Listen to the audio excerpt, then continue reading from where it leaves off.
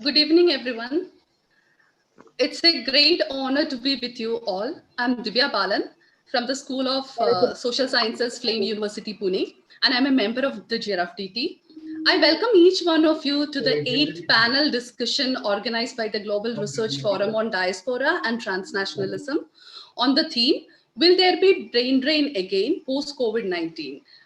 We are privileged to have an illustrious panel with Professor Binod Khadria as the moderator for today's discussion. Let me introduce Professor Khadria, though he doesn't need any introduction. He's a very close associate and a mentor of the GRFDT in its effort to nurture young scholars to undertake such credible work on migration and diaspora studies. Professor Khadria was a professor of economics and education and chairperson of Zakir Hussain Center for Educational Studies at Jawaharlal Nehru University, New Delhi for over 3 decades. He was also the director of the International Migration and Diaspora Studies Project. Close to 30 students have completed their PhD under his eminent guidance. He was the inaugural ICCR Chair of Contemporary Indian Studies at Rutgers University, USA. He was the co-author of the Sage Journal of, Sage Handbook of International Migration, published in 2019, and the latest IOM's World Migration Report 2020. He's a member of many professional organizations and editorial bodies and has many acclaimed publications to his credit. I can actually go on and on about him. However, let me stop here and may I request Professor Binod Khadria to take over the platform. Thank you very much. Thank you, Professor Balan, for that kind and generous introduction. I'm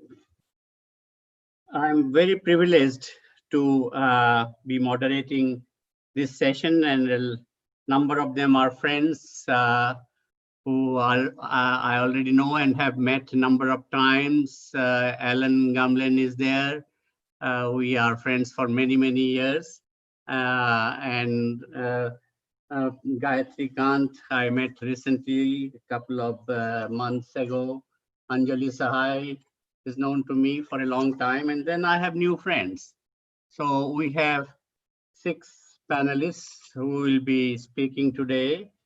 And all of you are familiar with the theme today. It's called, Will There Be Brain Drain Again Post-COVID-19? I would like to introduce the panelists, but before that,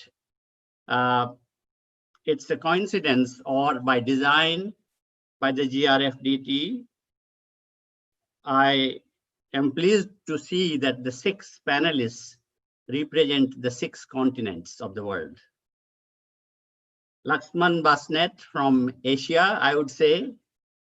I would give his introduction in a while. And Gayatri Kant, I would say, is from Europe. I will again mention more about her.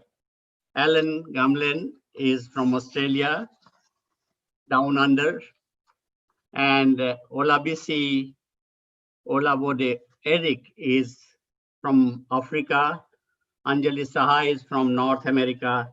And Luciana Contarino Sparta is from South America. So Sadanand is sitting there, and I guess it was not by design, but just by wishful thinking that we have covered the entire world. I would briefly go along. I will not introduce all of you together because then people tend to forget who is who.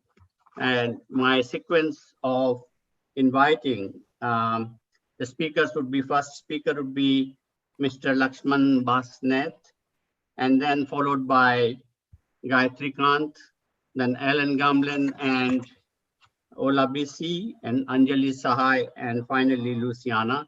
So we have very eminent speakers today. Laxman Basnet is currently the General Secretary of South Asian Regional Trade Union Council, SARTUC, in Nepal, I guess. And Mr. Basnet formally started his political career as an activist for the Nepal Congress in 1967. You're welcome, sir. Thank you very much. He joined trade union movement after the re-establishment of NTUC in 1990 as its president and served in the governing body from 1997 to 2009. Currently, he is also the General Convention delegate of the Nepali Congress Party.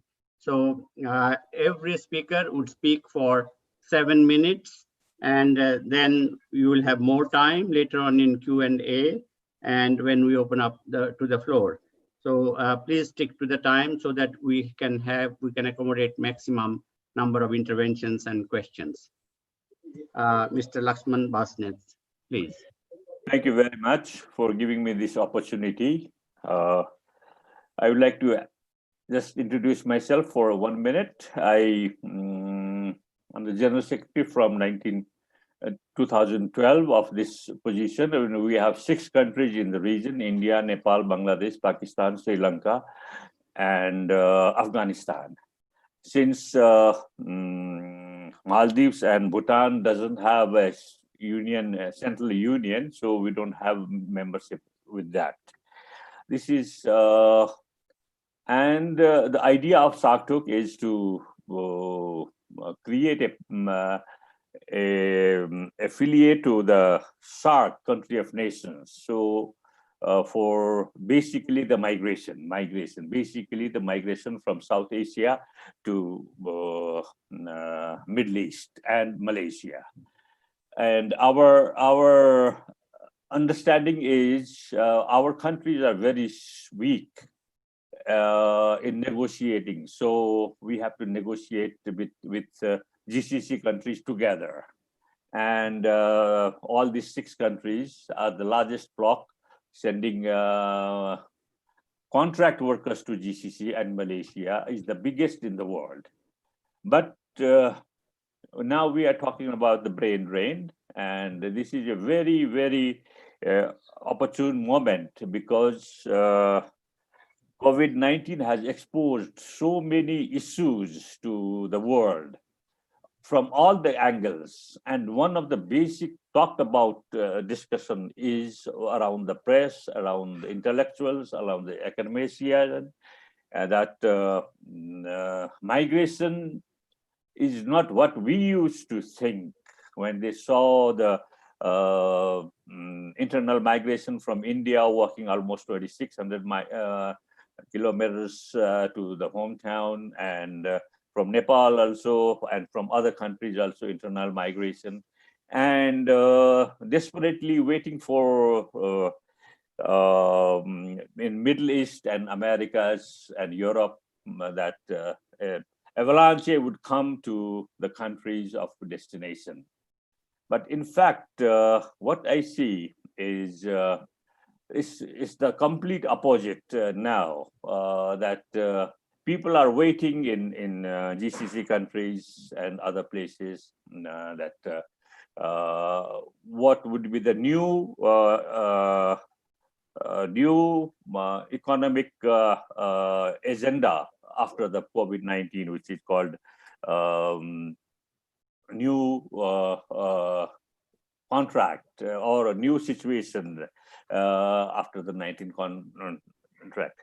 And what I think is the reason the brain drain will continue even during the COVID-19 to the developed countries is because of the condition in the country of origin and basically country of South Asia. The lack of institutional capacity to absorb highly educated people or even the low skilled workers from South Asia. The reason is there is no thought. The idea of working people is not a respected idea, a respected sense of feeling in the society, and only because of the COVID-19, we didn't realize they were in such a pain in our country and abroad. we have to do something for them. This idea came after the exposure of situation in the destination countries and destination places.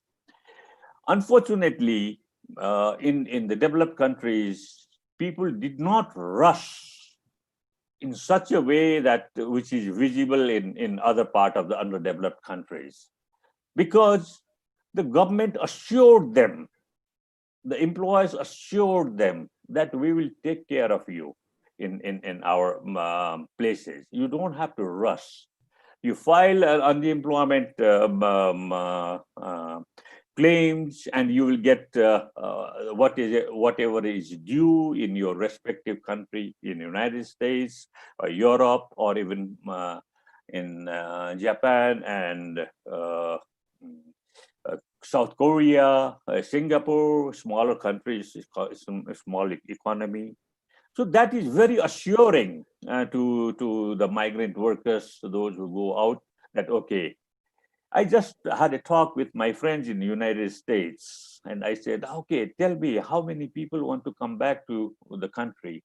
He said, we are, brother, we are about 400,000 Nepalese in the US, all around 400,000, excluding the students also.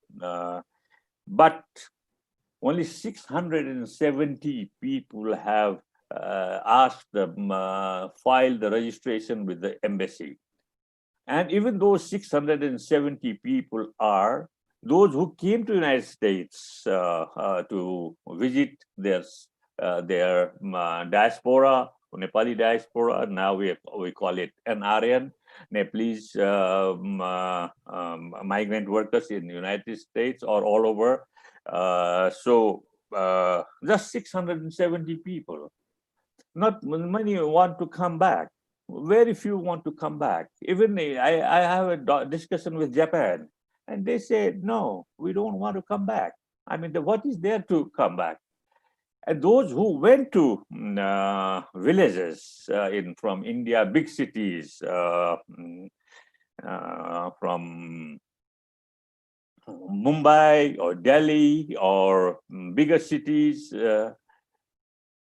they were forced to go there because they thought that I mean, we are kicked out of our house, and we will be left in streets, and we don't know what to do, who will feed us. I mean, the relief given by the governments or the employers just closed their door. All of a sudden, they closed the door and said, okay, no, we don't want you, and you come back whenever the lockdown opens. And they were helpless. So they had to do everything what they could do in their own strength. This is a very eye-opening thing. I mean, we could have to save from COVID-19. We did for hand washing and sanitization and distance. But what about the fallout of the COVID-19, the lockdown? They were not consulted. Okay, I mean, the workers, informal. I mean, in South Asia, about almost 80 to 90% are from informal economy. They were not even consulted. They were not even told that tonight we will close our shutters down and we don't know what will happen. They just, but those who had some protection from the employer, may that be government or the private sector, they did not rush. They did not rush to their pavilion or village. They did not rush. So this is the reason what I see, and I don't think the structural change in the governance will change overnight. I mean, there is no talk. I'm working in trade union, though I'm not a worker myself, but I'm working in trade union for last almost 30 years. I have not talked about how to develop employment in any countries around the South Asia. Not at all. No, there is no discussion, debate in parliament. There is no safety net discussion about the safety net. There is no discussion about the healthcare. The health ministry has been exposed all around South Asia. So we have to wind up in 1 minute, sir, and we'll thank you. get a second round later on. In my opinion, I would like to say that I have seen in the airports that Bangladesh is going to South America to enter into the US job market, or there are so many routes they have created. And when you ask, where do you want to go? They said, okay, I have an uncle in Venezuela from Bangladesh. So this is the reason we have to change our attitude. The governments have to change. I mean, in one way, you say the workers are the partners of the development, but those who work in the development partnership, they are not consulted at all that what is your problem. This is what I would like to say, that given the opportunity, even there is no opportunity, migration will continue in different form, in student form, in visit visa forms, in all the forms. That's what I would like to submit, Professor Sir. Thank you very much for listening to me. Thank you, Mr. Basnet. I think the fact that you have mentioned about students not returning out of 4,000 students, 400,000 students, only 670 registered, that is something to be taken note of. And student migration was actually part of the brain drain, as students were, future workers. So that is very much, it's a good beginning that we start with this kind of a point that you have made. In fact, brain drain had started in 1960s, mainly from South Asia, of doctors to fill the vacuum of NHS, National Health Service in Great Britain, because Great Britain was losing its doctors to United States. And then it was a story that finally it was the United States which started attracting educated people from all over the world. And that was actually the brain drain, because the investment that was going into their education was not giving back to the countries of origin.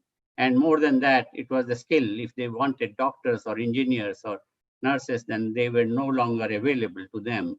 And subsequently, of course, you find that, from those IT professionals, when they came, by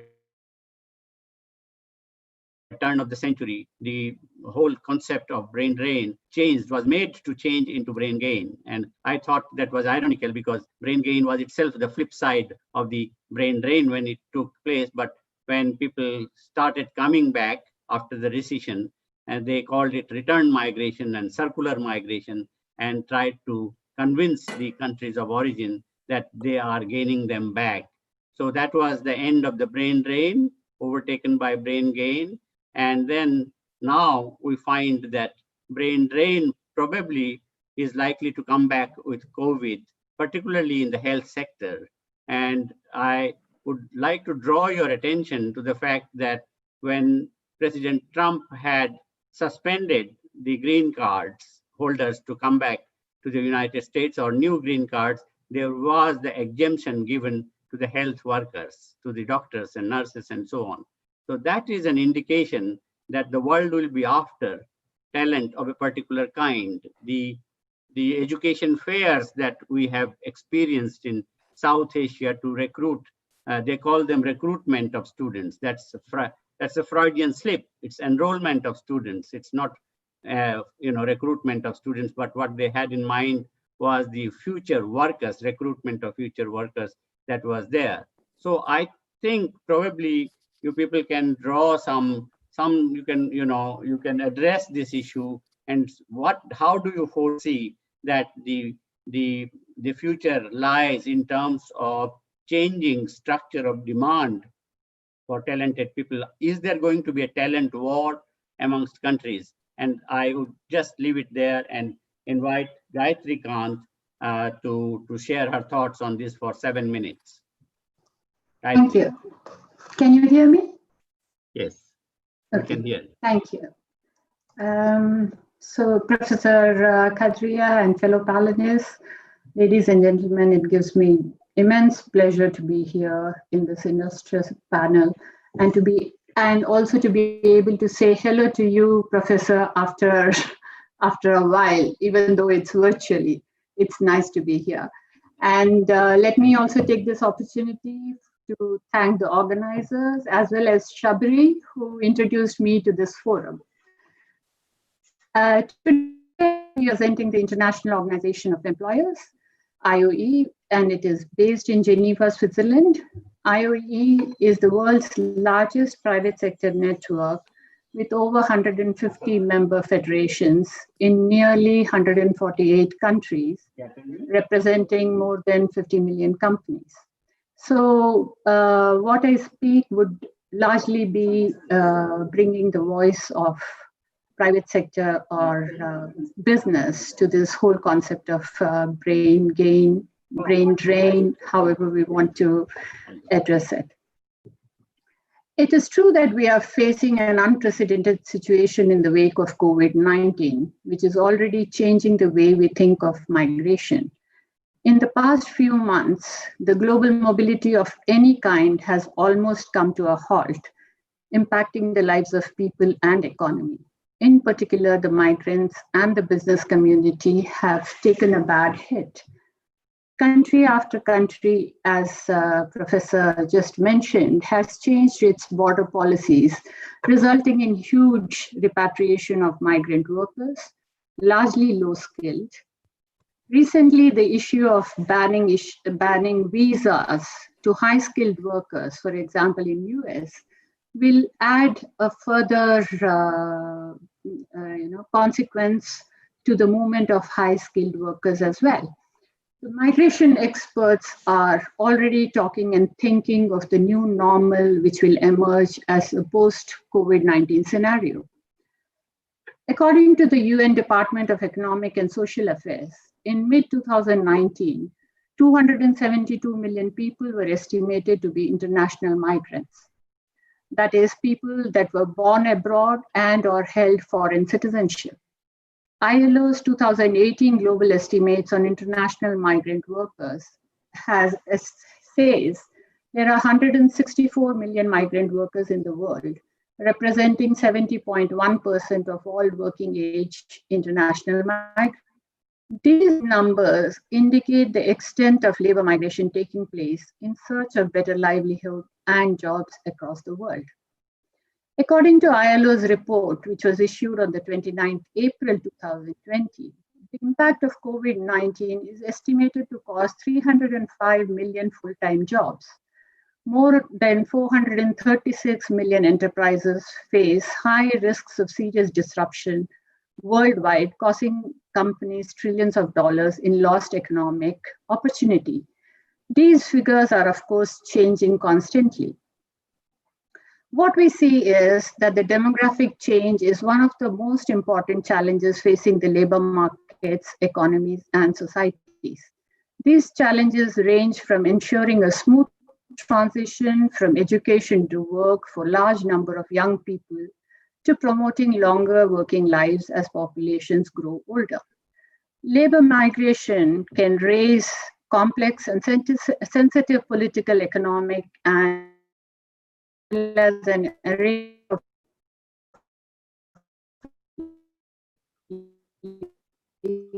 Problem. And regulatory challenges. And predictable regular pathways of migration, we may witness the same repeat of the plight of those in the irregular workforce. However, well managed, and when I say well managed, it means a balance between the sending countries and the receiving countries. It will help not only fulfill personal aspirations, balance labor supply and demand, promote innovation. Labor market protectionism can have devastating consequences for business as it becomes increasingly difficult for employers to hire cross-border talent. Of course, the labor market needs and migration policy interests of the private sector vary greatly among companies, industries, countries, and regions.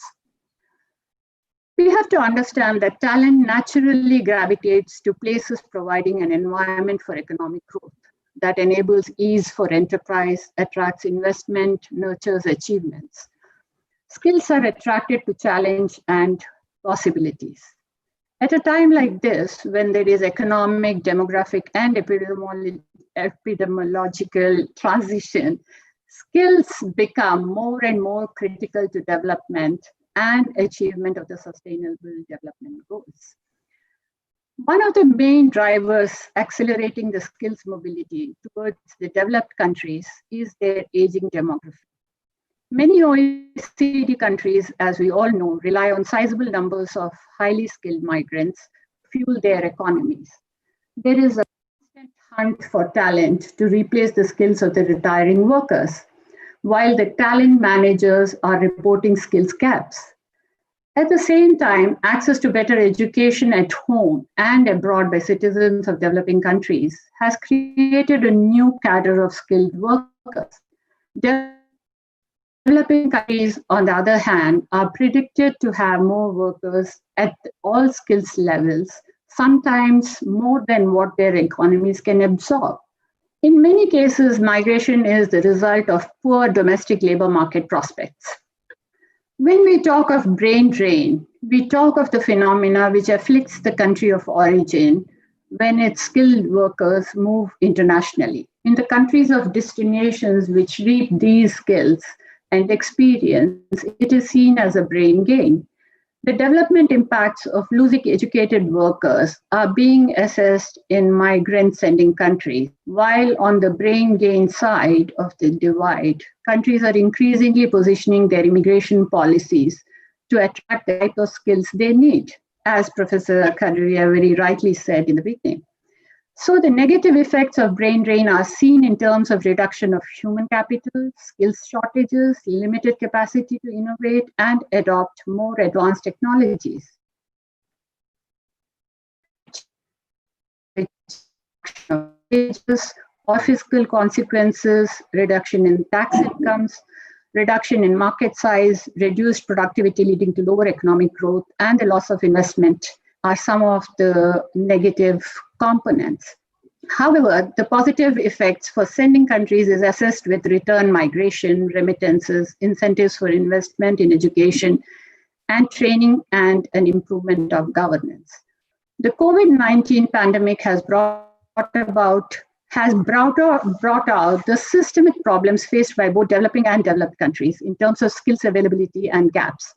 There are several scenarios to the occurrence of brain drain. The classic case is the movement of skilled workers to developed countries or countries where they find better job opportunities and better life, though they can be employed in their own country of origin.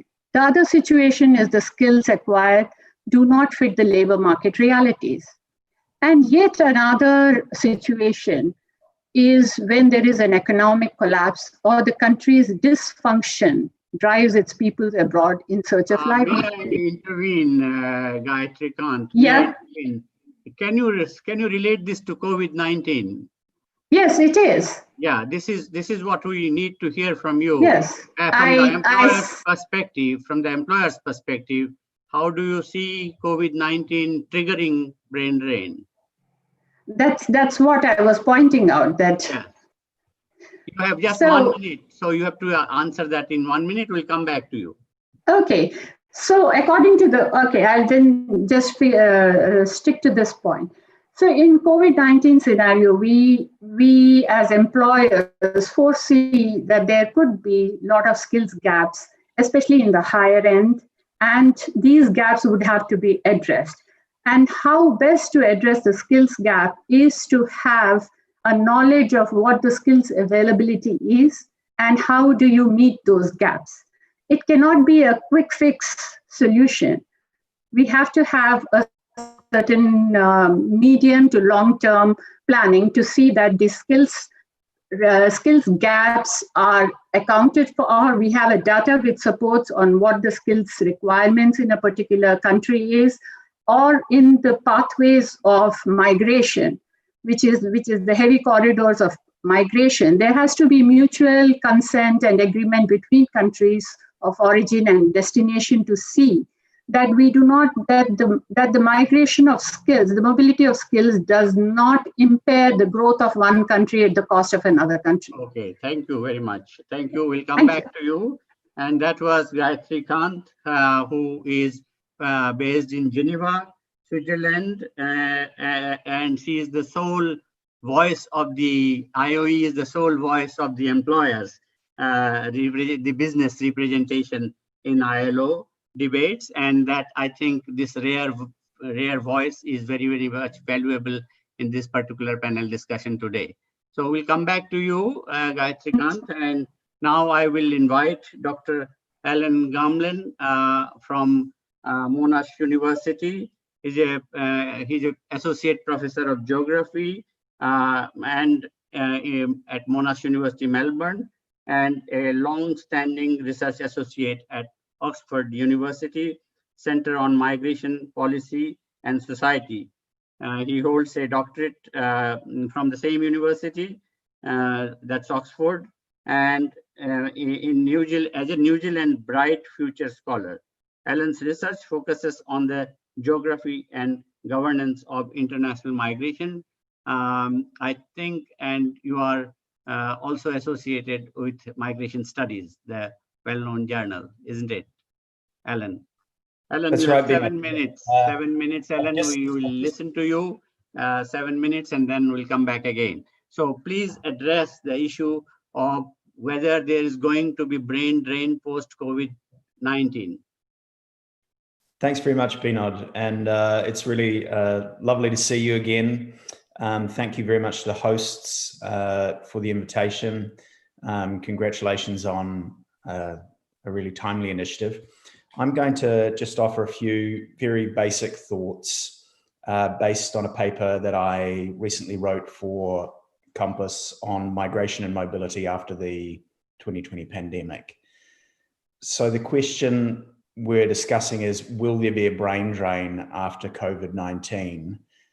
Obviously, the first thing to point out is we can only give tentative answers, yes, because the outcome depends on a lot of decisions that haven't been made yet, and people can change their minds. But I think we can identify the known unknowns in this situation. That is, we can highlight what the outcome depends on, the key variables.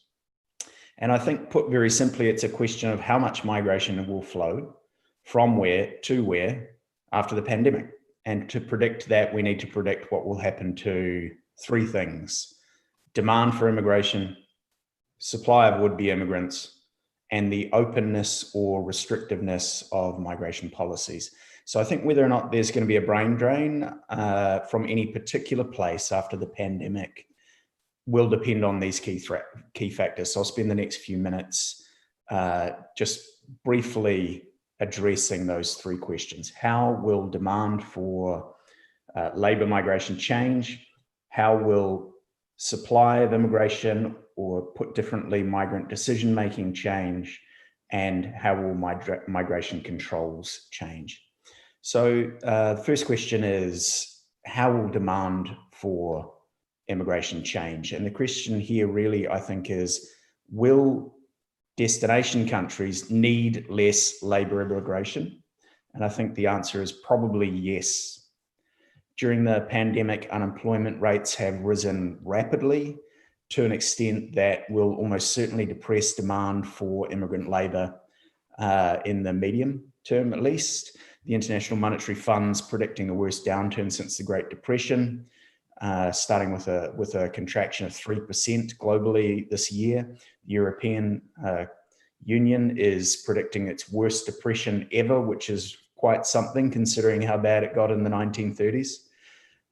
So firms, companies that survive this cull are going to have access to a large recruitment pool of unemployed native workers, and they'll face political pressure to employ native workers over migrant workers.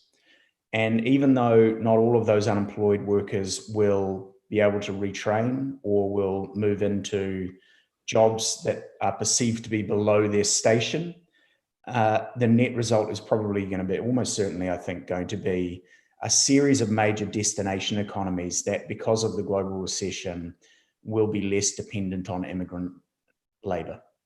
And I think it's also important to highlight that the labor market impacts of the pandemic are going to differ by skill level. In some countries, immigrant workers are predominantly concentrated in high and low skilled jobs that are classified as essential, including healthcare, infrastructure, maintenance, food production and delivery, and so forth.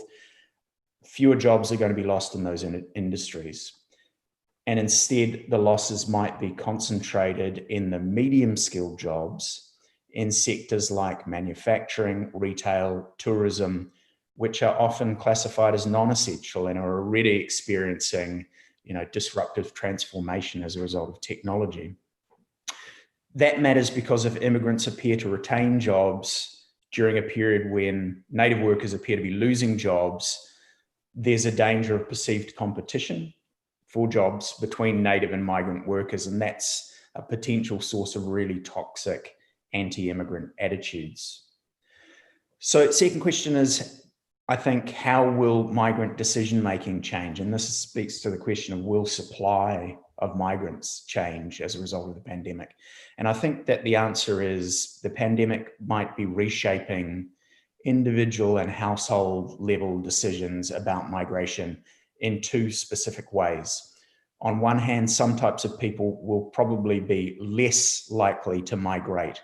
Migration's a risky decision. It's one that might pay off only in the long term. And recent research by the economists Anand Dupuy and Michelle Ben really interestingly show how other major crises have made, like earthquakes, have made people more risk averse and more impatient. So if that's the case, some of those people will be less likely to move if the pandemic has a similar effect. On the other hand, there's going to be some people who are more likely to move, particularly those who desperately need to flee livelihood collapse that's resulted from the economic crisis, which has resulted from the pandemic, or people who are fleeing more politically unstable situations that are perhaps a stage along from that kind of recession. So that type of movement, there may be a bit more pressure to move there. And then also people who have been unable to send remittances home or to receive remittances during the lockdowns and who will be desperate to get those remittances flowing again. It's going to make those people more likely to move. So I think that the net result is going to be potentially a period of unpredictable migration flows, where some places are sending less migrants than normal, and some places are sending more migrants than normal. And so in order to make some specific predictions in that environment, I think it's a matter of focusing on specific corridors.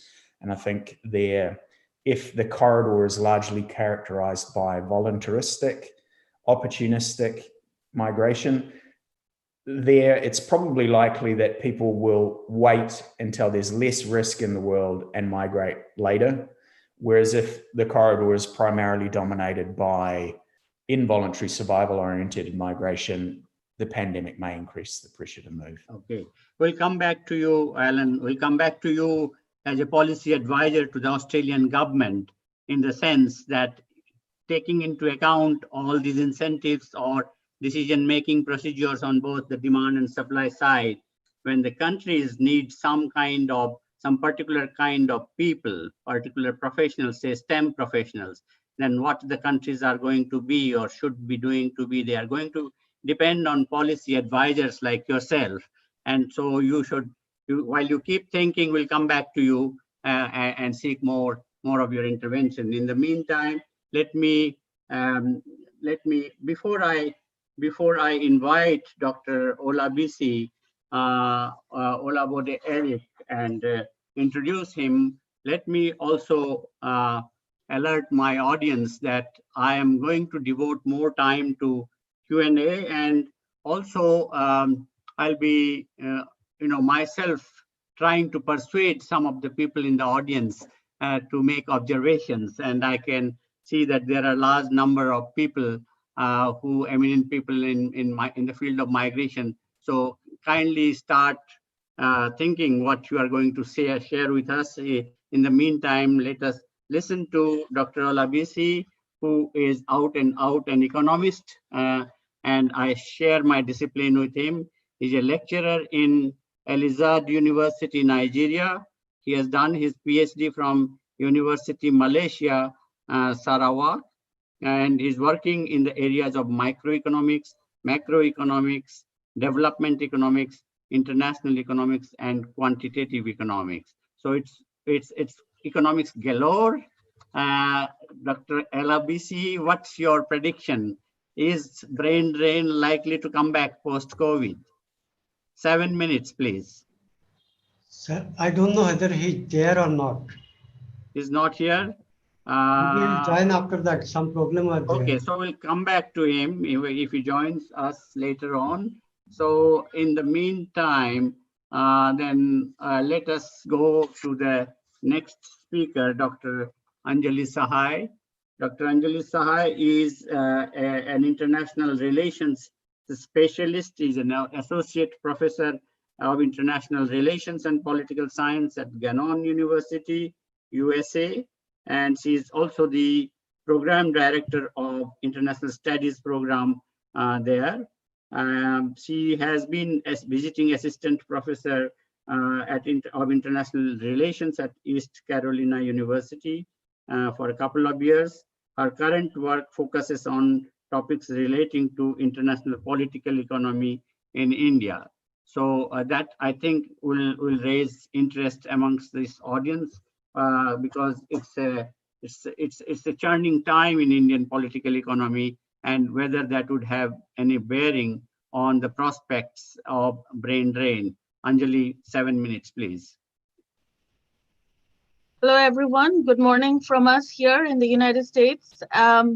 Just want to add a very brief thank you for including me in this panel. It's a truly global panel. I want to start with just a quick brief introduction to myself, that I am what we can call a product of brain drain myself, because I came to the United States about 20 years ago. And that's why my interest in the topic ever since I started looking at it. So I'll come straight to our topic here, brain drain in the post-COVID era. I did want to focus this from the United States perspective a little bit, because obviously I am here, and the brain drain is so, I'm not going to say centric to the United States, but it's a very important part of our discussion when we look at advanced industrial countries. So COVID-19 has created this unprecedented global health crisis. We all know about it. More than 50,000 travel restrictions in more than 200 countries. This is clearly a crisis that has lent itself to the unprecedented migration crisis that has emerged on the side of this pandemic. And therefore, the global system of mobility and travel has been returned to its factory settings, as we see. And today, because this is a United States perspective, I think it's important to offer the context, even before the pandemic, very briefly, that I want to talk about brain drain since President Trump took office in 2016. Just a little bit of context, what's happening in the last 4 years. And secondly, the brain drain that we can expect after the COVID-19 years. I'm going to draw my conclusions, or kind of list it out first, because I'm sure I'll run out of time at the end. So here are my broad conclusions. I actually concur with everything that has been said so far. That I think it's, first of all, too early to draw any broad conclusions with respect to the migration trends, because it will be different for different sectors, different countries, and also both skilled and unskilled. It's going to be, a lot of things are emerging. So it may be too early. That's one thing.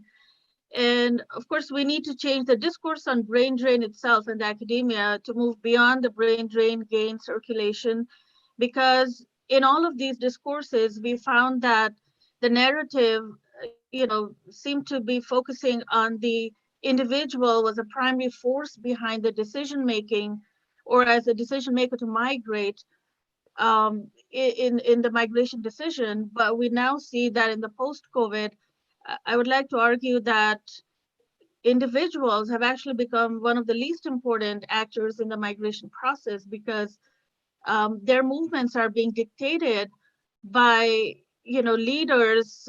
They're being dictated by firms. They're being dictated by a virus. So individuals are not the decision makers here. And highly skilled individuals, this is what I firmly believe, will move to countries that offer a stable visa process and status. And this is something that began in the United States even before the pandemic broke out. Another conclusion that I have is that individuals will move to countries that offer universal healthcare and insurances, because this has become the biggest care in today's day and time. And lastly, somewhere I would like to argue that all of these executive orders coming out of Washington, D.C. Has to be connected to the election year that's coming up. Elections that are coming up, it is the election year. It is about pandering to certain groups and people who would like to see more American jobs to be saved for American people, which has been one of the pillars of President Trump's election manifesto back in 2016 and even today. So those are some of my broad conclusions, and I said it up front because I knew I would not be able to say it all at the end. So things that we already know that I wanted to talk, but I'll just say very briefly that since the pandemic, President Trump announced in April that he would sign an executive order to suspend immigration to the United States. This is the new visas. He has also cut off immigration for new H-1B applications, naturalization. Of course, this is for those that seek permanent residency, and he has excluded temporary workers. And as Professor Kadria pointed out earlier, it does exempt healthcare workers, which would be very important to the United States as we deal with the pandemic. But at the same time, what's ended up happening is that the Trump administration has repeatedly bypassed the Congress as well in the lawmaking authority that it has, and uses its executive powers to rewrite immigration policy. And surprisingly, the Congress does not offer a lot of pushback on this. So I think we can put it down to the pandemic that has consumed everyone in this country. And secondly, the Black Lives Matter movement that has erupted in this country in the last couple of weeks. So there is no focus in this particular executive order that has actually come out. Fear, just to give you a quick example, fewer Indians have migrated to the United States even before the pandemic started. And this is all part of the Trump rhetoric on immigration. So bottom line, in all of this, I see a self-inflicted American brain drain that will happen post-COVID, with declining numbers already in both workers as well as students, graduate students that are now migrating from United States to Canada that actually offers a universal healthcare. We can predict very confidently that there will be a brain drain from the United States, especially to its neighboring country, Canada, or maybe to other destinations, any country that offers universal healthcare. I do want to talk about the self-inflicted part, because I think it is self-inflicted brain drain that's going to happen in the United States. So many firms in the United States have pointed out, just to give the economic angle, which is, I see I'm at 7 minutes, so I'm just going to say that economically, a future of United States economically recovering would depend on the foreign workers that fill its scarce fields in the high-tech industry. And I do not see the United States recovering economically without foreign workers that it normally employs in its STEM fields. I think I'll stop here because I believe I'm out of time, but happy to talk more about any of this in later questions. So I just want to add with a quote from Dr. Kadria in his latest article. What COVID has further added is new restrictions on travel, entry, and stay imposed by countries. And the fear, cost, and uncertainty among migrants and their families is going to trigger more, greater selectivity and specialization of the migration decisions. Thank you. Thank you, Anjali. You are on the dot in terms of time. Just taking 7 minutes, and we'll come back to you. Professor Luciana Contarino Sparta will be our next panelist speaking. She's a historian and a lawyer, which is a fantastic combination, the PhD in social sciences. She works at the University of Buenos Aires in Argentina, teaches history of colonization and decolonization and contemporary history of independent countries in Africa and Asia.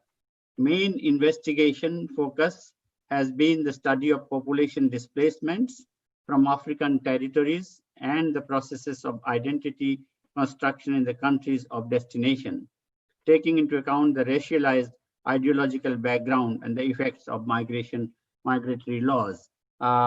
Professor Luciana, 7 minutes, and would like you to focus on the prospects of brain drain coming back. Is brain drain coming back post COVID-19? South America has also experienced brain drain, and so what is the state of things there? Thank you very much. Thank you very much for this invitation. Well, first of all, I want to answer that I am completely sure that there is going to be a brain drain from Argentina after COVID-19. And I'm going to make a little history about what happened in Argentina with brain drain in order to understand why I'm saying this. First of all, I can say that brain drain in Argentina began around 1966 because we had a military government that erupted in many faculties of the University of Buenos Aires, and many professors, students, and also scientists had to leave the country. Mm-hmm. And it was the beginning because we had military governments up to 1983. And what happened from 1983 till today is that the reasons for brain drain have changed, but brain drain has not finished. What happened is that political reasons finished, and now economic reasons are very, very important because we have different periods after the return to democracy in 1983 that have been characterized by high hyperinflation, by a lot of problems for scientists and professors to find a job in universities or find a job in what is called in Argentina the National Council for Scientific and Technological Research.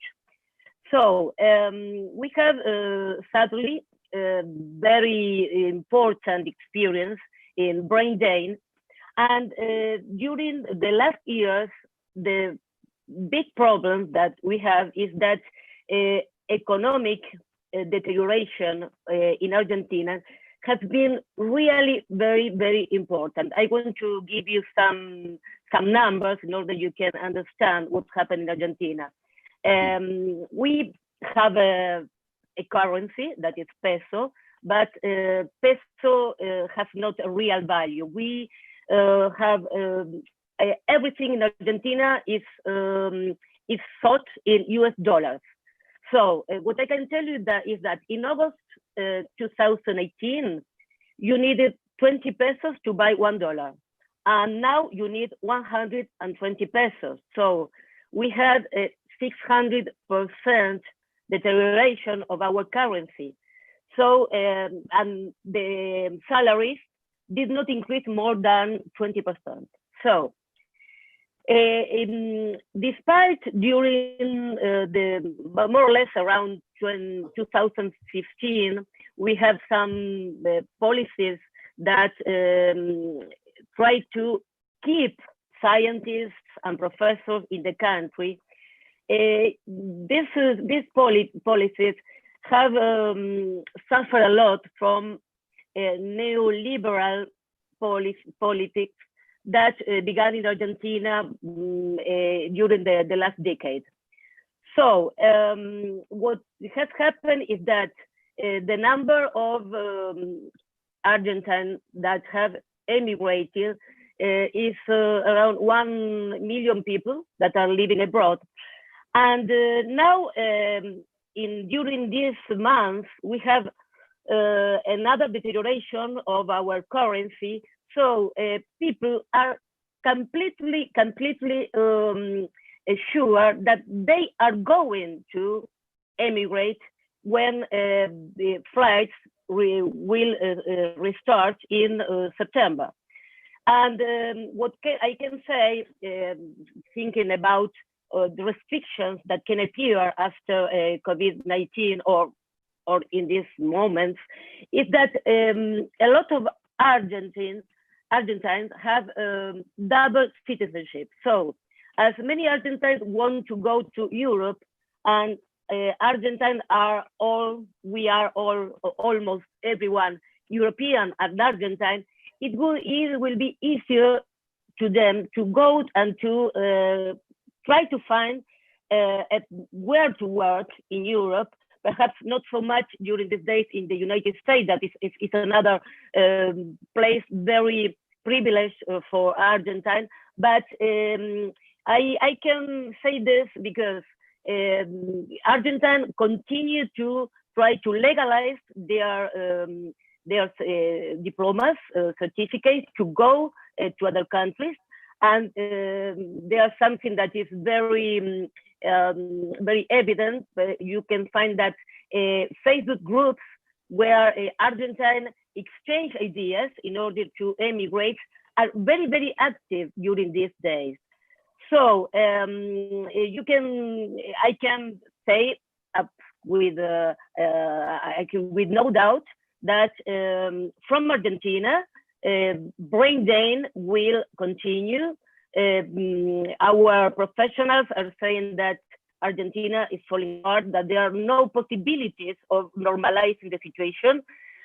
So this is the circumstances that Argentina has to face, that really, we are very concerned about this. But what Argentina can't guarantee to professionals, it's a position here. And the worst thing is that the purchasing power is deteriorating day after day. So to find a future, Argentine professionals are thinking about going abroad, and they will go on thinking after COVID-19.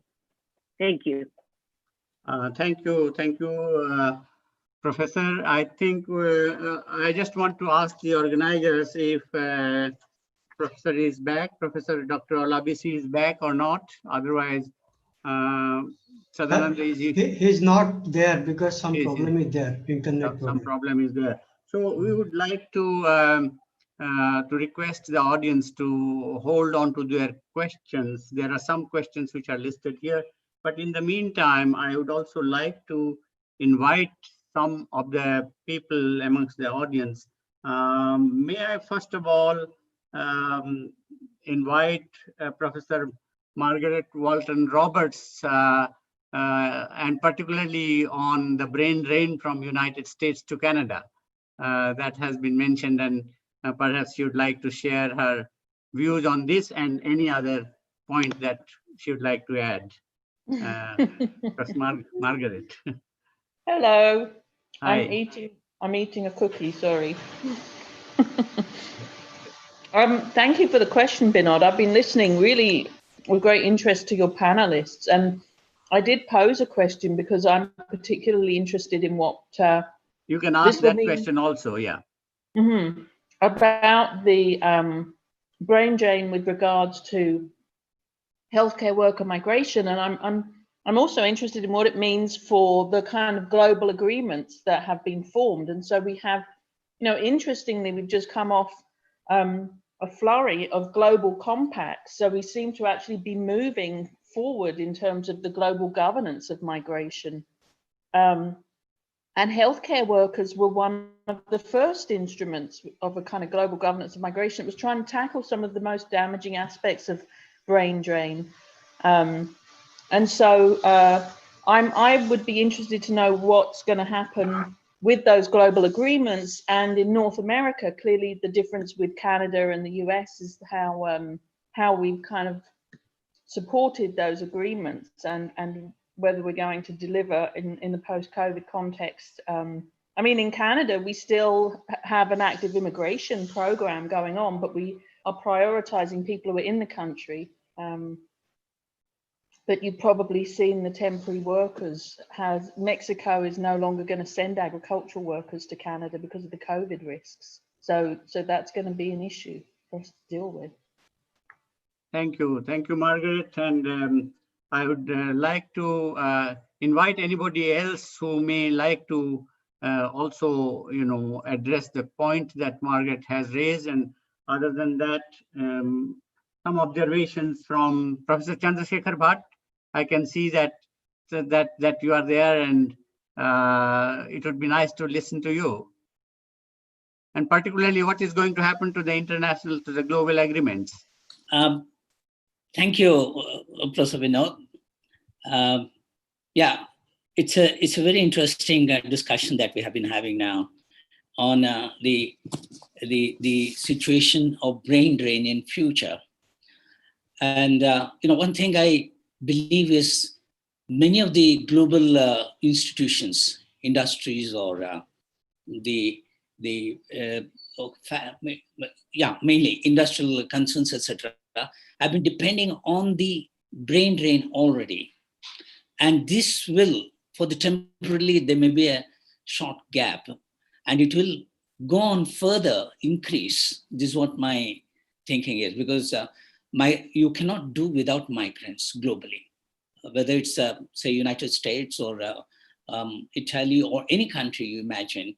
They need the people to work, and to work you need people to get them back into your country. So those who have crossed the borders back to their homes will be back again, perhaps with much more incentives. And this is what I think in the recent situation we had in India, that some of the industrialists are getting back their employees with more incentives. They have been given better salaries and better working conditions, and they're back soon after the major lockdown is open. So I think globally we'll certainly be getting back again. The migration and brain drain will increase, to my mind. It's not only, your Gulf countries cannot go without the brain drain which has taken place in 80s, 70s and 80s. So we will certainly be back with a short gap. Maybe this gap can extend from already 4 or 5 months. It can extend up to 2 years until we find a vaccine. So thank you very much for my observation. Okay, thank you, Professor Bhatt. And I would like to listen to Gayatri Kant on this, because particularly on agreements, what do you think the agreements are going to be? Is there going to be more selectivity in terms of the kind of talents that would be more in demand, and there would be rush, there would be talent war amongst the countries? You have seen education fairs taking place in Asia and South Asia particularly.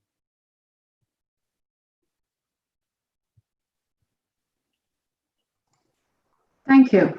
So I wish there was a quick answer or a firm answer to this whole question of whether the brain drain will come back or not. There are several theories which are being seen, that there would be actually a major shortage of high-skilled workers. That is how it is being seen. The COVID-19, in this past 5 months, we have seen the use of technology has made some of the fields quite redundant, not really redundant in the literal sense, but countries are seeing more and more the dependency on technology which will also be backed with more need for innovation. We've really been talking of AI, but now it seems more of a reality in the closer days to come. And the point which will influence the brain drain is, do we have that kind of skills available in our own country, or are we highly dependent? And this, in terms of the health workers, we have already seen how selective countries have become. So it's all about saving one's own economy and pushing one's own needs and catering to the needs. So governments, also countries across, have become very selective in what kind of agreements do they want to keep and what agreements they think would be futile. So and the business, from the business perspective, that's why very important to have a grasp over what are the kind of skills that each country has and what are the skills requirements in the destination countries. Unless we have an idea of this, very difficult to really predict whether we are in for scarcity of skills or and also countries have set examples of how easy it is to make nil and void a contract or agreements. So these are all precedents which have been set, and it becomes easier for then protectionist attitude to take forge. Okay, thank you, Gayatri Kant. I think it would be interesting to listen to Dr. Didar Singh. I guess he is amongst the audience. I can't see him. Is Dr. Didar Singh here? Sadanand, can you spot Didar Singh? Because it would have been interesting with his wide experience with FICCI and as well as with the ministry. Sir, just before you spoke, I think he left. He has left. We have other speakers. We can speak to them. Let's. It's my privilege to invite Professor Kamala Ganesh, who with her vast experience of interacting with a large number of teachers and scholars. Professor Kamala Ganesh.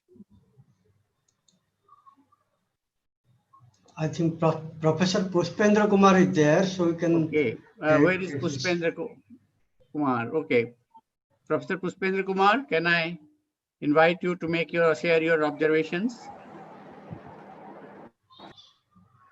No, you haven't seen. I think he also left. Dr. Raj Badli, I gave the names. Okay, Dr. Raj Bardoli, is he there? I had certain names in my list. I can't hear you. You have to unmute, Sadanand, yourself. Dr. Raj Bardoli is there. Maybe Dr. Raj Bardoli, I think you have to unmute. Okay. So what we can do? They're all. Maybe I will invite Paddy. Paddy Shinanga. Paddy, are you here? Hello, I'm here. Okay. Please show your face. We would like to see you as well. If you can show. Yes. I can. Yes. Sorry, my camera is in a weird position, so I think I have to look fantastic. down. You're looking beautiful. Thank you very much, Professor.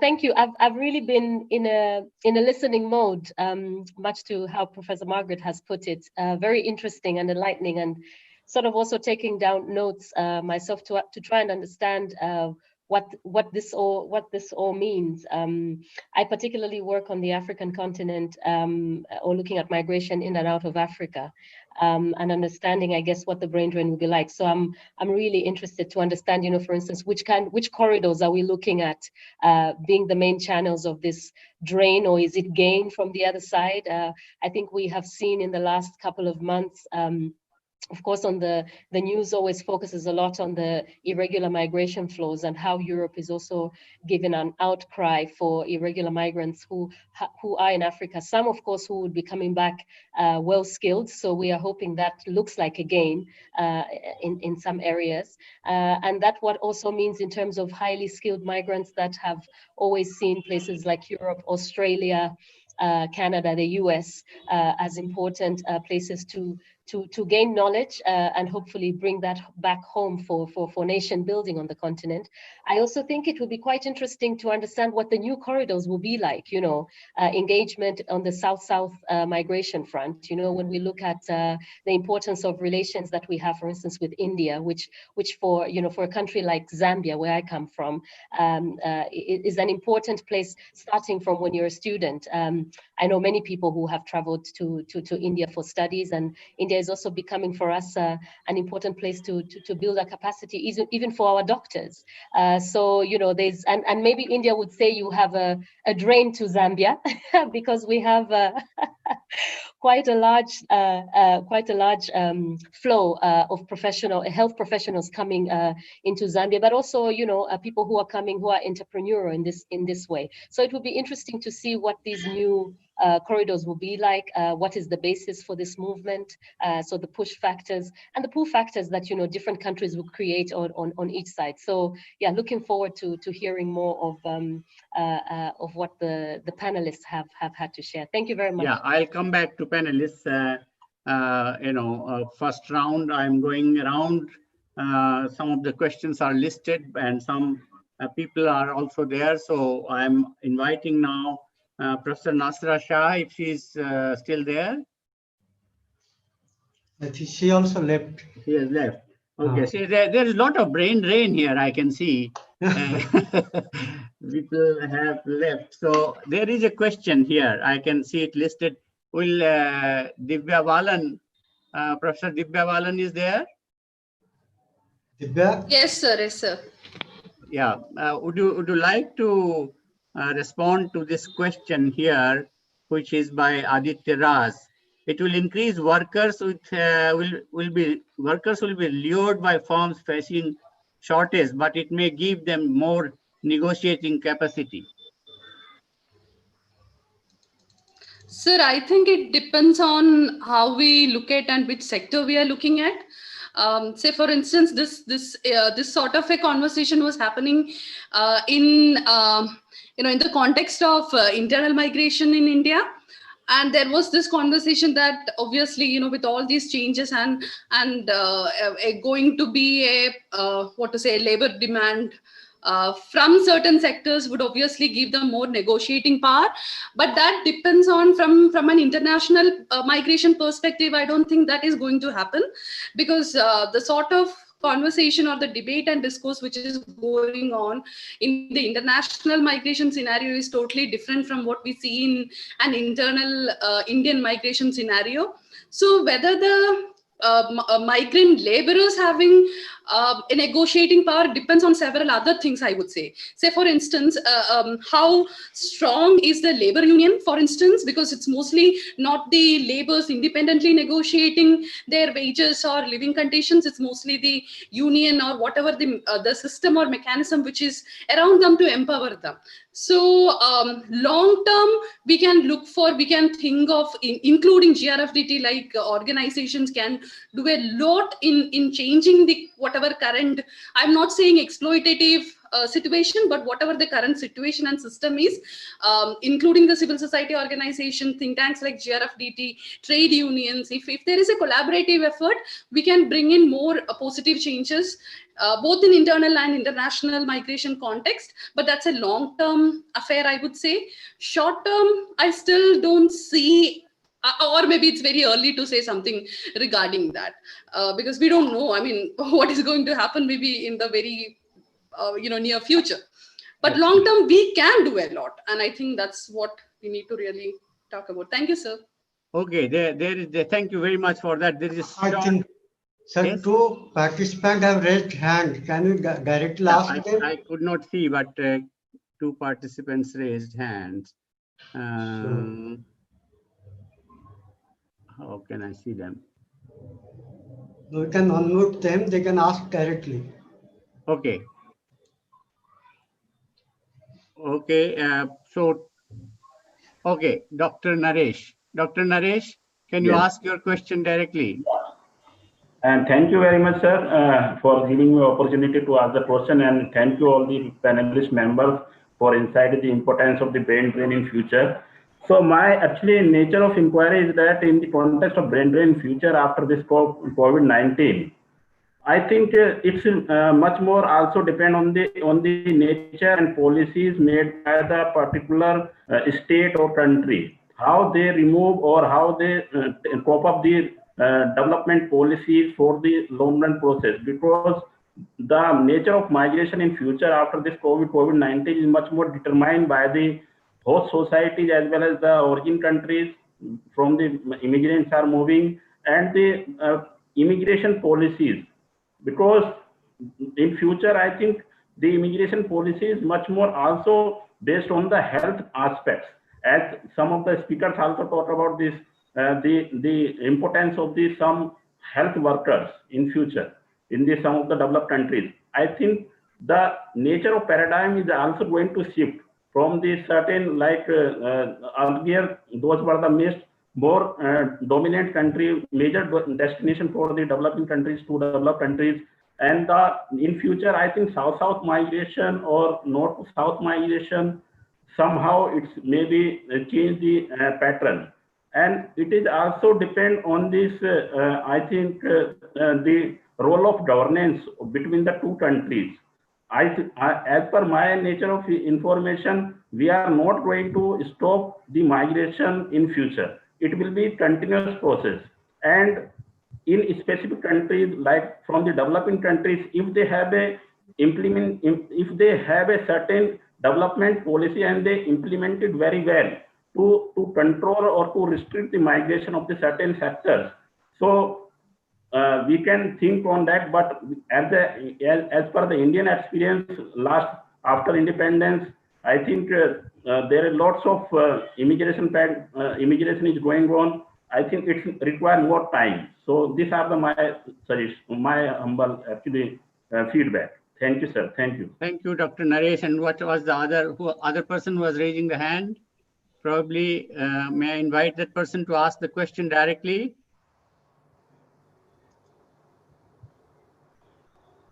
No, I think there is a change of mind. There is a question here, the impact, COVID-19 impact, the process. Will COVID-19 impact the process and rate of university admission? Academic brain drain, and this is from Parisa Dels.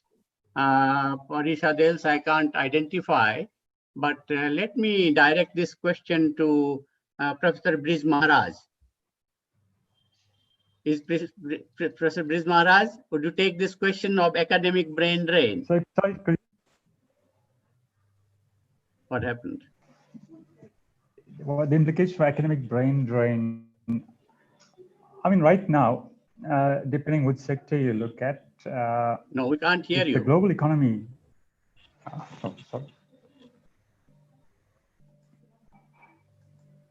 Can you hear me now? Yes, we can hear you now.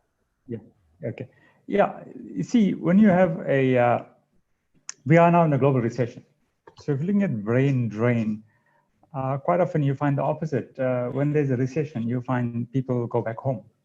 Because if you're unemployed, let's assume you're an Indian national working in the US or you're working in the Gulf states.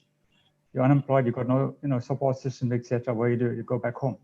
Like the poor internal migrants had to do when they start walking to villages, etc.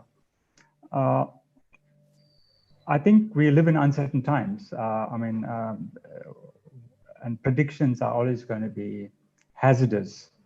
And you find that the major industries of the world are all downsizing.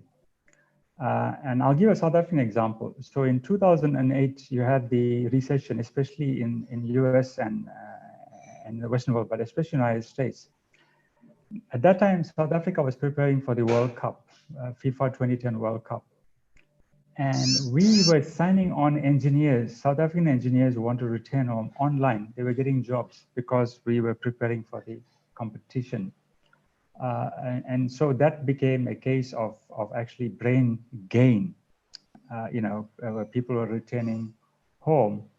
But I think it's going to be hazardous to predict the implications. Okay, but clearly, if more skilled people return home. Okay.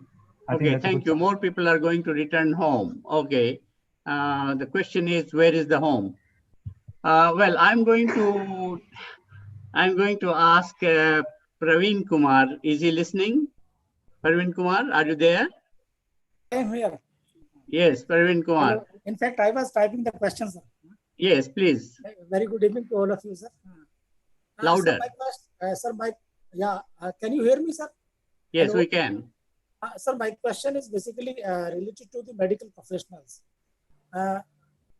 If anyone can answer, what is happening? What is going to happen with medical education in countries like India, where the incidence of investment is very low? Investment in medical education is low, and incidence of burden of disease is very high. And we have been supplying medical professionals, nurses, doctors to many countries. So how is this going to impact the investment in medical education, especially the private sector? Okay, excellent. I think we have quite a few questions, and now I'm going to turn to the panelists to provide us the solutions, not only answers to the questions. How do you foresee, suppose there is going to be shortage, there is going to be shortage of health professionals, and the world wants more of doctors and nurses. What do you think? There should be tug of war, or there can be reconciliation? Can there be ways out? Can we think of global commons? Can we think of a world health keeping force, like I have written in that note? What do you think? What are your views on this? So I will first ask Alan Gamblin, what do you think about the solutions could be? Well, I don't know about solutions, Binod, but I think reflecting on the comments that have been made, the point I would make is I think a lot of what happens next is not game changing. It's acceleration of existing trends, or put more accurately, deceleration of migration. I think what this pandemic is doing, and the recession surrounding it, is throwing sand in the gears of international migration and all forms of global mobility, and into the gears of globalization as a whole. So I think rather than seeing sort of game-changing dynamics or shifts, we're going to see a bit of a slowing down. I think that's true of what Margaret Walton-Roberts mentioned about developments at the global level around the Global Compact, that there is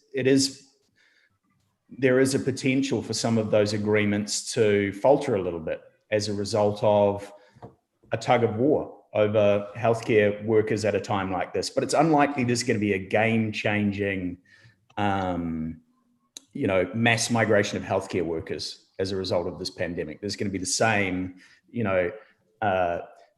pressure from destination countries which are rich and can pay individual healthcare workers more, to bring workers from poorer countries where public institutions have trained them at public cost. That will, I think, essentially remain the same. So yeah, that's my point really. It's going to be sand in the gears rather than game changing, and we'll see it down. Sand in the gears, going to slow down everything, and sometimes the gears might break also.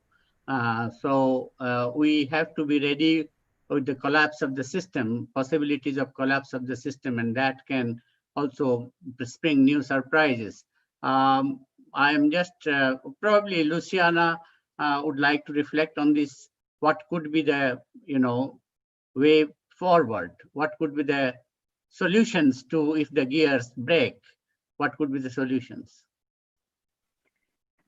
Well, to know which can be the solutions, it's not easy to answer, but thinking about what is happening in South America.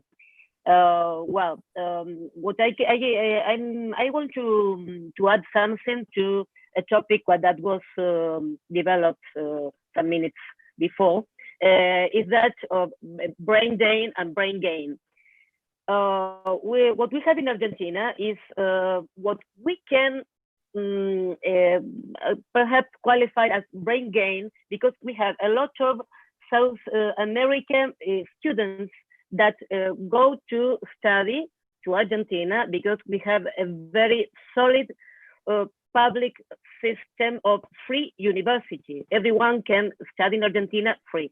But the problem which is that many of them, when they finish studies, they go back to their country.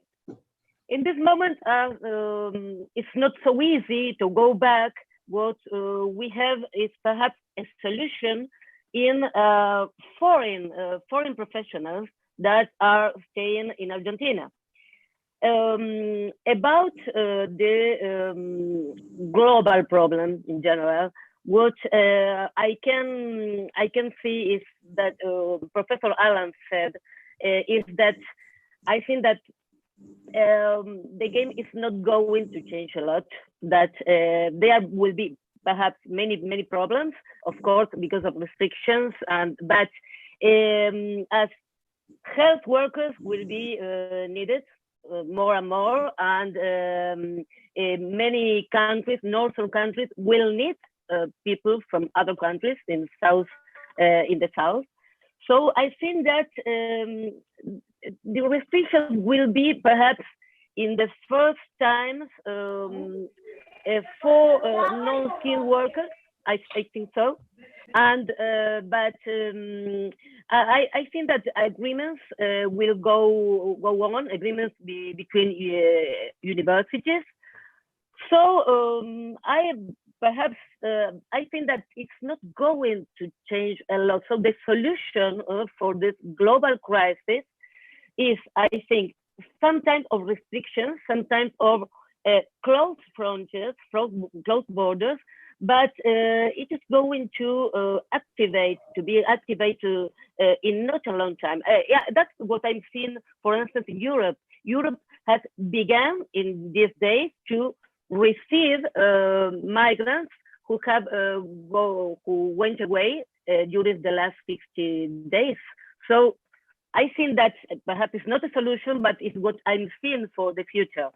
I don't know if you want another detail. Okay, before I come back to Anjali Sahai, I can see that Dr. Amba Pandey is here. Has she also left? She has left. Better we ask the panelists. Panelist. Okay, Anjali Sahai, your last final thoughts on this, and if I may use Alan's... Sir, Amba Pandey is also here. Excuse me, sir. Okay, I will come back to Amba Pandey if she is there. Anjali Sahai, what would happen if there is sand in the gear and the gear breaks? I was writing several notes as so many questions came on, so I just want to start with, I did message Patty. I think to answer your question, first of all, there will be, in my opinion, north-north corridor will get very busy, because brain drain does happen still in the direction of where immigrants or individuals find better opportunities. Especially dreamers. I didn't mention that in my presentation, but the whole dreamers population in the United States is at risk. Yes. The solution part, I want to add that it will come from countries and from within the countries, policymakers who first of all recognize and acknowledge that there is a problem. Unfortunately, if we go back to the United States, when we have presidents and governors who are focusing on job losses for the local population, and target foreign population first and foremost, they're not really looking at the problem that will happen should this out-migration happen or renewed brain drain happen. So some of the solutions will have to come from I would say lobby groups such as last week, the Information and Technology Industry Council wrote to President Trump that, if you look at things like cybersecurity and infrastructure security agency, they have to employ the best and the brightest, no matter where they're coming from. So I think the solution will have to come from, creative ways, such as some of these groups and lobby groups. I think that's important. Thank you very much. Just to explain what she meant by dreamers, these are the children who had come without their guardians at that point in time. They were allowed to come, and Trump has been, trying to, to dethrone that one. But now they realize that large number of doctors actually belong to that. They are actually fighting the COVID-19. Amba, may I was looking for you. Can I just give you 1 minute to say, okay, to share your gender perspective on this? okay. Nurses, there is Margaret. Margaret is there, but Margaret, we can keep her on reserve for answering questions on nursing. Why don't you say something? Okay, I thought, just because I was catching whatever is being spoken, so my thoughts would be mainly on general gender. Perhaps Professor Margaret will look more into it. But I think one that I'll just go point wise. First, that brain drain is going to happen. Brain circulation is going to happen. It's not going to stop. It is needed. We want brain circulation. That's what I meant when I said the global health keeping force. Yes. Go from place to place like the world peacekeeping force. Yeah. So, but the second point is that this demand for health workers, yes, it is going to be high in demand health workers. As far as India is concerned, what is our position to supply? Can we do it like IT workers? I mean, it's a big question, but our problem is that a huge infrastructure is needed for medical education, and we do not have a very good experience as far as medical education is concerned, because a lot of private colleges are mushrooming, but they are not so authentic, and the fees is very high, the costs are very high. So that is there. I think India is, as far as supplying brain health workers is concerned, India is a bit constrained on this regard. And one more thing I would like to add is that now the highly skilled is going themselves to look for countries which have better health infrastructure. So it is not only about opening their own, markets for the highly skilled. It is for the highly skilled also to look for the countries which have better infrastructure. For example, we are seeing, much the attraction of Canada from US and from all over the world, because Canada has a very good health infrastructure. So that these factors are going to count. But as far as I think, brain is going to be in demand. Okay. Margaret, would you like to say just one sentence on this? One sentence, that might be a challenge. It can be a very long sentence. I would agree with everything that Dr. Pandey has said. I would be interested to know more about what Skills India is kind of planning in terms of where they think they're going to be able to send the sort of demographic dividends that they'd like to reap from having a young working age population. I'd be interested to know if there are particular areas, sectors that they're focused on. Remember, India lobbies the USA over H-1B visas for tech workers, but restricts the mobility of physicians to India, and also restricts the mobility of nurses to the Middle East through the ECR imposition. And so there's a different kind of policy response to those sectors. So that's something to think about. I would be very interested to see what's going to happen in terms of workers like personal support workers and health aides. Canada has a significant shortage of personal support workers that COVID-19 has really exposed. And I have heard that there are training agencies in India that are looking at those kinds of health aid jobs and hoping to. Yeah, I'm coming to him. I'll give the floor to him last at the end. Yeah. So there's that. And then I just wanted to pick up on one comment that Dr. Gamlin made, which I think is very important to bear in mind when we think about brain drain, is that level of education of health workers by public sector versus private sector. I mean, I think in India, it's really something like 90% of the education, especially of nurses, is within private sector institutions. And so this is going to be interesting, because then it's not so much public investment that becomes the vehicle by which workers go overseas. It's household debt that becomes the vehicle by which individuals go overseas. And so that's something interesting to think about when we do the calculations on brain drain and gain and so on. Sorry if that was more than one sentence. Excellent. It's a long sentence, but very, very helpful. I will. Mr. Kaderia, can I just give an example on skills partnership in terms of skills partnership? Okay, skills partnership. We'll come back to skills partnership. Before that, I would like to, I'll give the floor at the end to Laxman Basnet, because that's very, very crucial. And before that, I'll come to Gayatri Kant. And then I spotted somebody to say something on dual citizenship. Sridhar Bhagatullah is still there? No, I think he has left. No, hi, hello. Are you there? Okay, yeah. Sridhar. Yeah. Okay, just 1 minute, because we are running out of time. And then we have 2 more speakers after you. Yeah. No, I was just thinking, because education has a counter-cyclical tendencies, which would mean that, I mean, during the slowdown period, there's more scope for the education institutions to pick up. I mean, more people can engage in that. So in this context, can there be an increased international migration of our students? Okay. Okay. Ms. Gayatri Kant, yeah, we want to hear you now. Yeah, and thank then you. We'll come back to Laxman Basnet. And unless somebody is very desperate, who can just raise hand, and I will not end the session just like that without listening to you. So first, Gayatri Kant.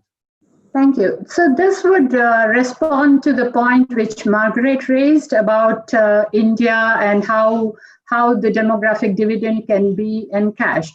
So I just wanted to highlight an example. India has actually entered into an agreement with Japan, wherein it provides caretakers. So the Japanese have immense need for care providers for the elderly.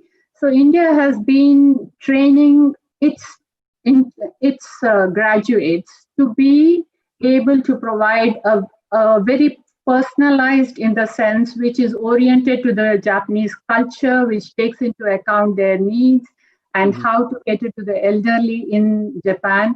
So language courses were undertaken, and a group of 112 trainees were then dispatched to Japan to work for them for a period of 3 to 4 years. And the advantage is, after that period is over, there is another batch which is ready to go.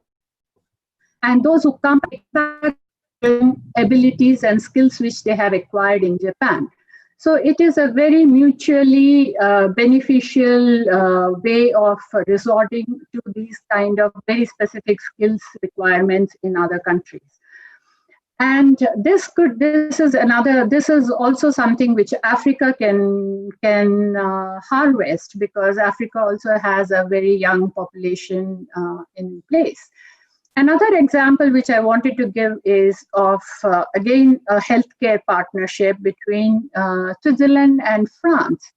In Geneva, which borders France, most of the nursing staff and doctors commute on a daily basis from France. And during the COVID, there was a massive crisis which we fell into. Where would we get our medical staff and care providers and professionals? Right. So there was an agreement between these two countries to allow just the healthcare workers to travel on a daily basis to and fro across the border. So what I'm primarily trying to say is these kind of arrangements can be made between countries, and in regular corridors Well, of. that's the basic idea behind the global commons. You know, we have Exactly. 5 or 6 commons, and why can't we make human capital, which is scarce, as global commons, and not be as selfish as we want to be? So, in fact, 5 organizations are actually working on this skills partnership issue. It's IOM, ILO, ITIC, IOE, which work together in understanding and building these partnerships together so that there isn't an issue of brain drain from the countries. Obviously, the health workers who have left Africa has been in crisis now for absolutely. health workers. In fact, Gayatri Kant, in fact, the WHO's ethical recruitment policy had not worked. It had not worked. It didn't work. It didn't work. It was bypassed because, you know, the public sector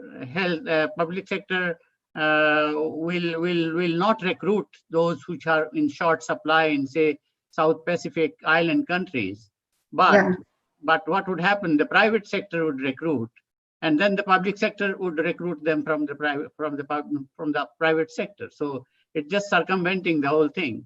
Yeah. So that's the kind of stories that we have in store, but they cannot be made to zero. They cannot brought down to zero. They can be minimized only, you know, just like any other crime. So thank you for your insights. And now I would like to come to our first speaker who had made the opening remarks, Laxman Basnet. Please, your final thoughts. You have listened to everybody and you have the liberty to comment on anybody you like. No, you have to unmute yourself. You have to unmute yourself first. Okay. Thank you very much, Sir Vinod Kareria. I mean, I just have a very small thing to say. It all depends upon the political structure of the country after the COVID-19. The nations are turning into a very restrictive migration, very choosy migration, like United States or even Europe. The very nationalistic fervor will be there.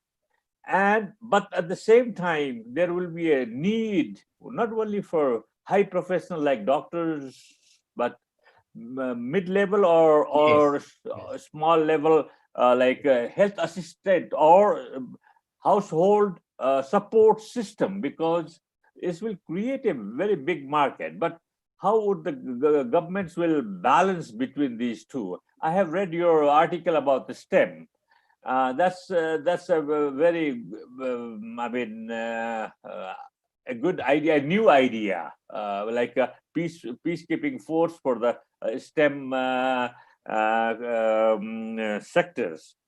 But would this allow the political allow? And what if this COVID-19 extends for a longer period time? That is also very important to keep in mind. Thank you very much, sir, for giving me this opportunity. Thank you very much. And before I hand over to Sadanand, if there is any burning question or any thought, then we still have a few moments. But if not, then thank you all for being patient, for giving, you know, this a brainstorming to the brain drain. And hopefully we'll meet again. Thanks to all the panelists, to the organizers, to people who have been working behind, and finally, of course, to Sadanand, who is the anchor. Sir, thank you so much. I request Dr. Monica Basnet to propose formal vote of thanks. Sure, sir. Thank you so much. Dear speakers, participants, ladies and gentlemen, it was indeed an interesting and informative panel discussion on the future of brain drain post-COVID-19. On behalf of the GRFDT, I am Monica Basnet, delighted to give vote of thanks to all the speakers and participants.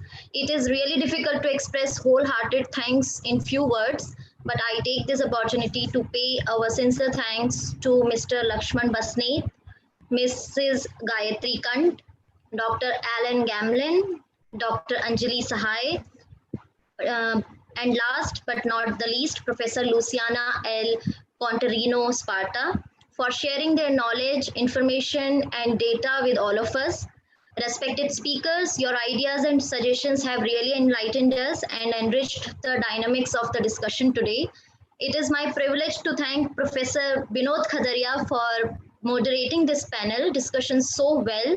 Sir, your presence as moderator has made this webinar more organized, educational, and effective. Thank you for your consistent support to the GRFDT team. I also like to thank to all the participants, especially Professor Brij Maharaj, Professor Margaret Walton Roberts, Dr. Paddy Sianga Kudsen, and the researchers, students from India and abroad who have participated, and to those all who have been participating in our webinar series since beginning. It is difficult to express my gratitude and respect for all the regular participants and guests who have been regularly attending our webinar series and showing their positive and encouraging responses. Last but not the least, I extend my thanks to the organizer, especially the management and support team, for their consistent and regular assistance for smooth and systematic online discussion. Now I request to all of you to please check out poster of our next webinar. It's on media narratives on migrants during COVID-19. So with this, I take your leave. Thank you so much. We request all of you to again join on 23rd, and we all criticize media, and we'll see how the media is itself narrating the migrants.